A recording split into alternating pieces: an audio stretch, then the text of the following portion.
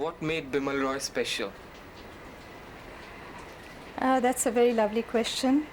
I think we have very few directors like Bimal Roy to begin with. But what made him special that he was not a jack of all trades, he was master of all trades. He was a very good cameraman, very good photographer. So he had a lovely sense of composition of every shot. He had a wonderful sense of timing and rhythm, excellent sense of music, and super sense of emotional contents in every scene. I think all these scenes put together made him very, very special. How would you describe his cinema? His cinema was extremely logic. Extreme logic was there in his cinema. There was nothing superficial, there was nothing artificial.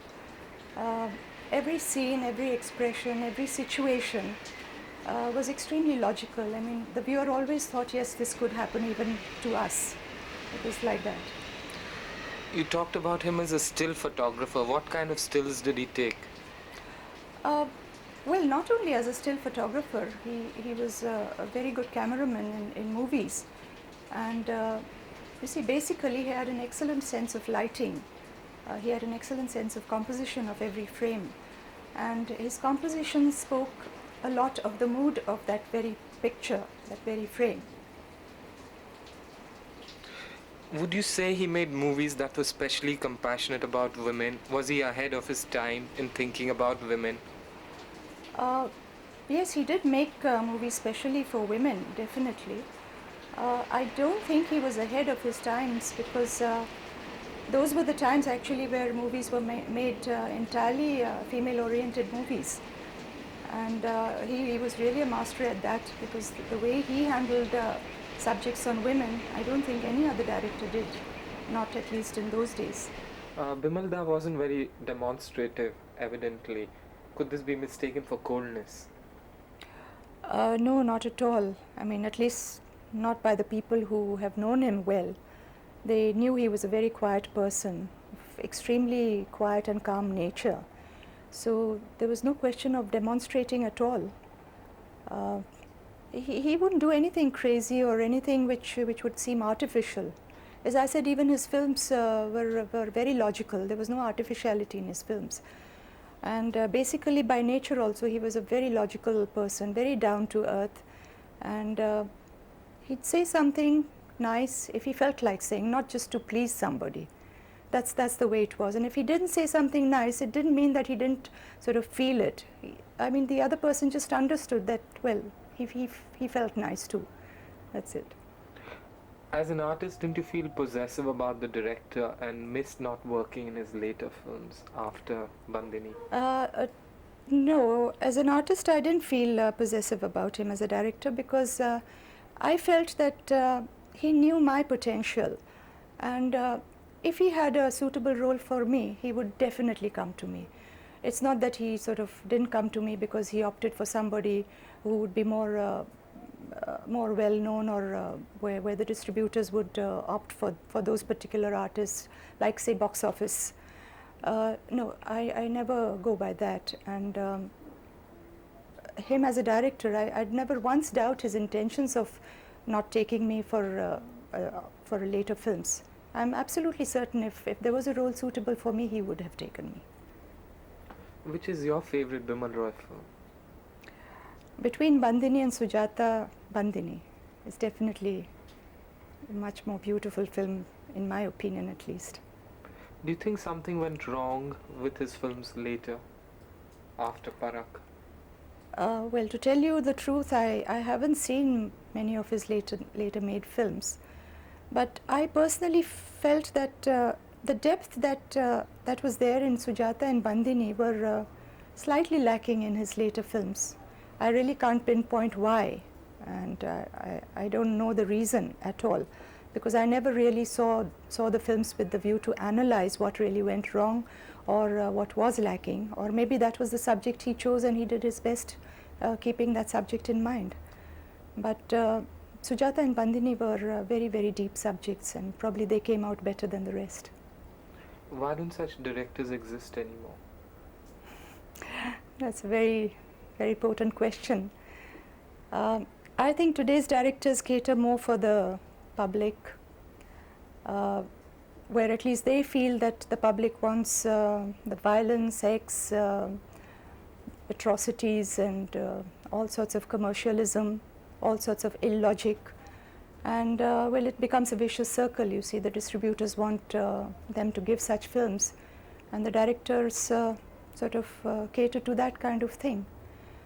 Although I still feel very strongly that even today, the public, the audience, would love to see films like Sujatha and Bandini. I'm quite sure of that. Was his approach to women on screen feminist in essence? Yes, it was, definitely.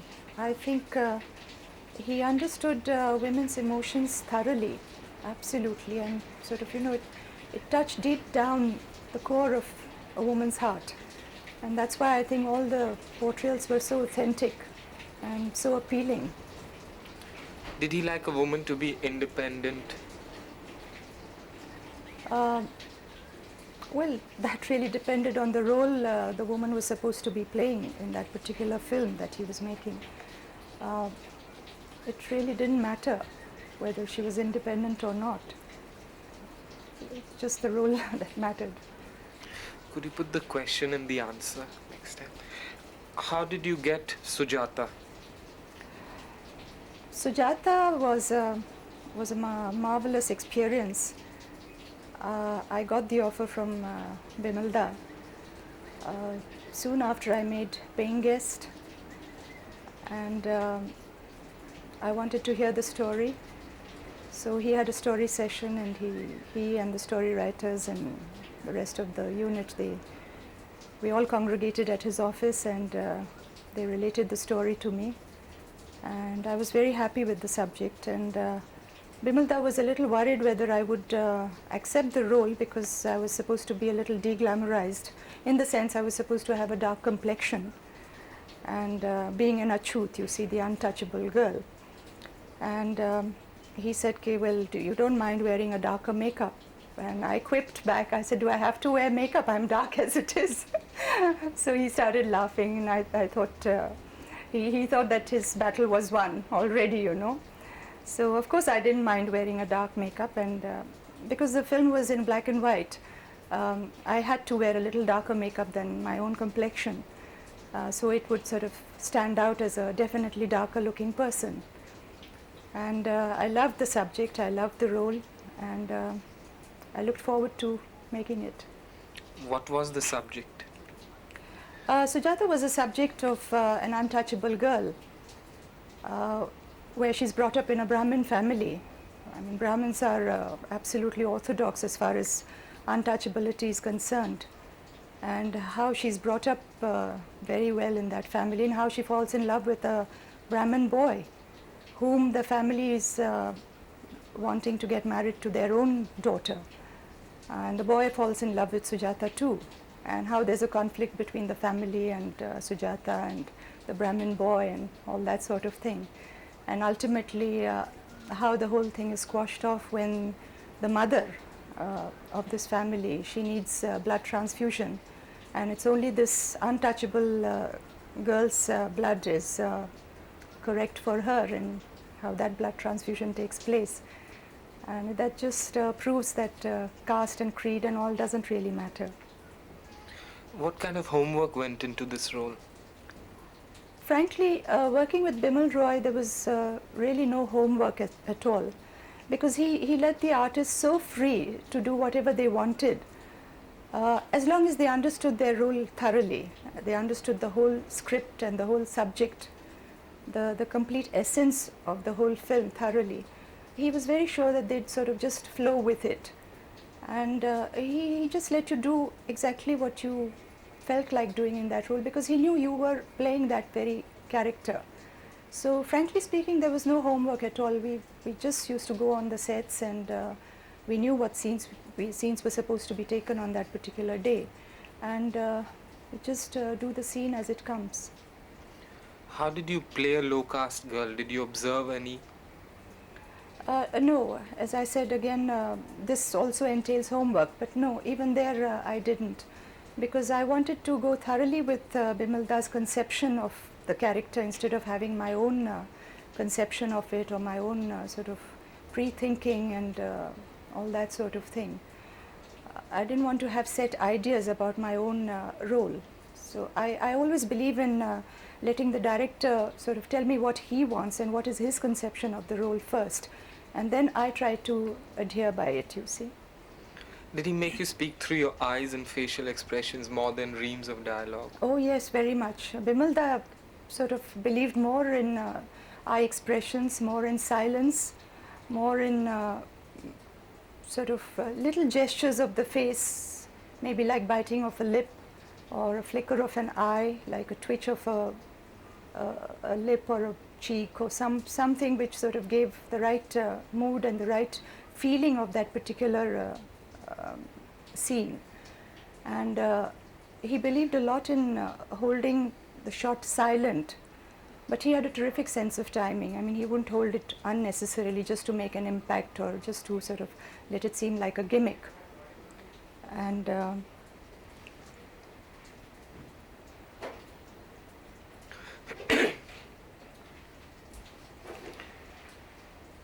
Yes, do you want to continue? yeah. Yes, he believed a lot in silence. He would hold the silence for just the right time. He had a lot of timing sense, and that silence meant so much, you know, in between lines, in between dialogues, in between camera movements and all that sort of thing. So it spoke much more than the dialogues or the words could speak. Would you recall your favorite song from the film?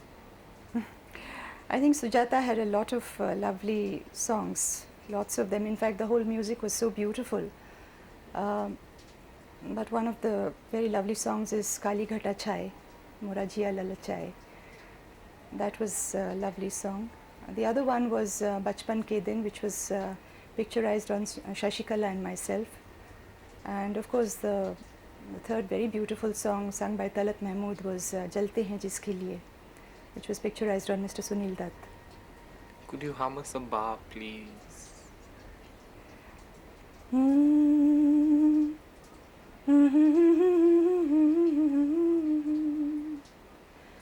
काली घटा छाए मोरा जिया ललचाए, काली घटा छाए मोरा जिया ललचाए, ऐसे में कहीं कोई मिल जाए रे, काली घटा छाए मोरा जिया ललचाए.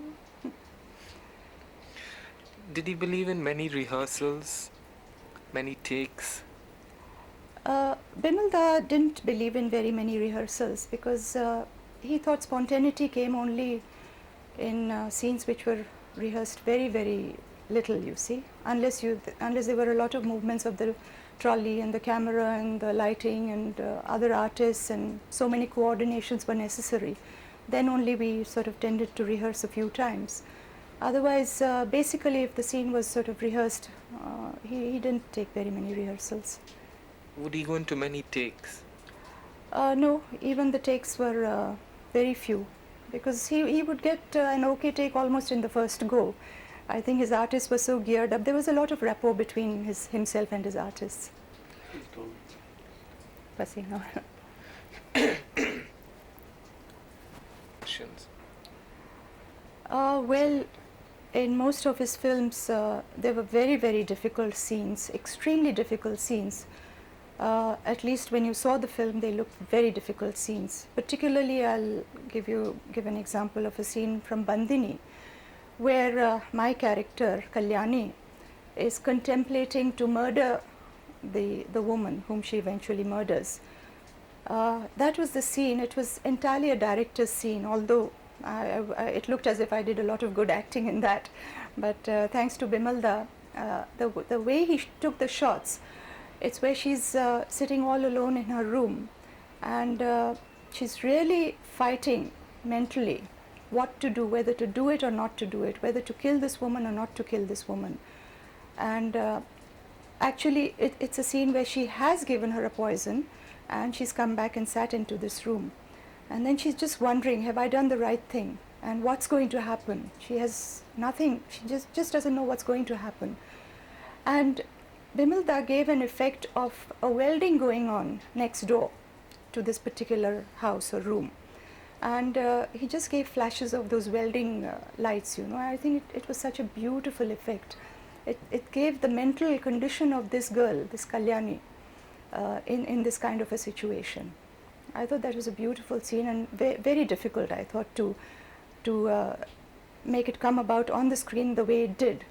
And it was entirely because of the director that it did come out the way it did. Did you have any hesitation before taking on Bandini, which would appear to be a negative role?